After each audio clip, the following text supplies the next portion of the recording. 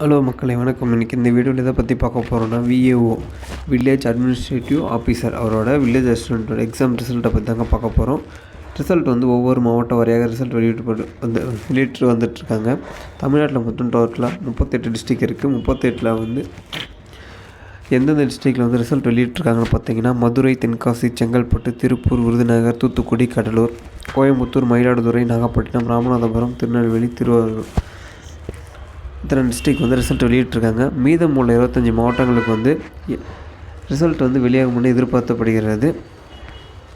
Total போஸ்டிங்னு பார்த்தீங்கன்னா 2748 posting இருக்குது டோட்டலாக. அதில் எக்ஸாம் எழுதி போஸ்டிங்காக வெயிட் பண்ணிகிட்ருக்கீங்க எல்லாருமே. முடிகள் மீண்டும் மாற்றம் ஏற்படுத்திகிட்டே வராங்க. அரசு தேர்வில் குளறுபடியான்னு சொல்லிட்டு தேர்வர்கள் எல்லாம் பயந்துட்டுருக்காங்க.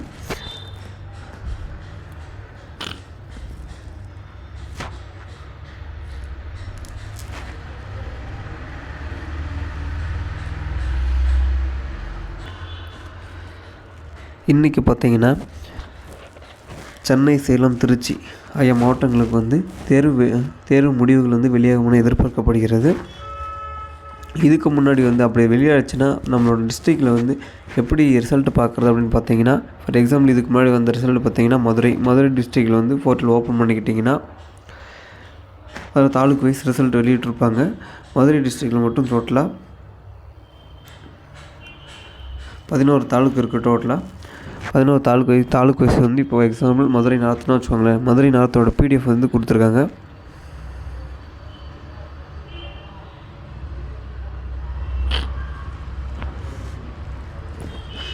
மேலே பிடிஎஃப்ல கொடுத்துருக்காங்க. மதுரை மாவட்டம் கிராம உதவியாளர் தேர்வு பட்டியல் கொடுத்துருக்காங்க. அவரோட ரிஜிஸ்டர் நம்பர், செலக்ட் நம்மளோட ரிஜிஸ்டர் நம்பர், நேமு, அப்புறம் அவங்களோட வகுப்பு விவரம் கொடுத்துருக்காங்க.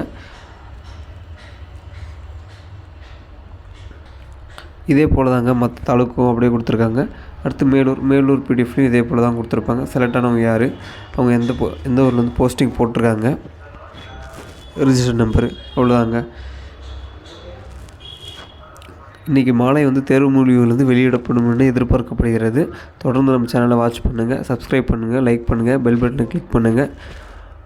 மீண்டும் பயனுள்ள தகவலுடன் வருகிறேன். நன்றி, வணக்கம்.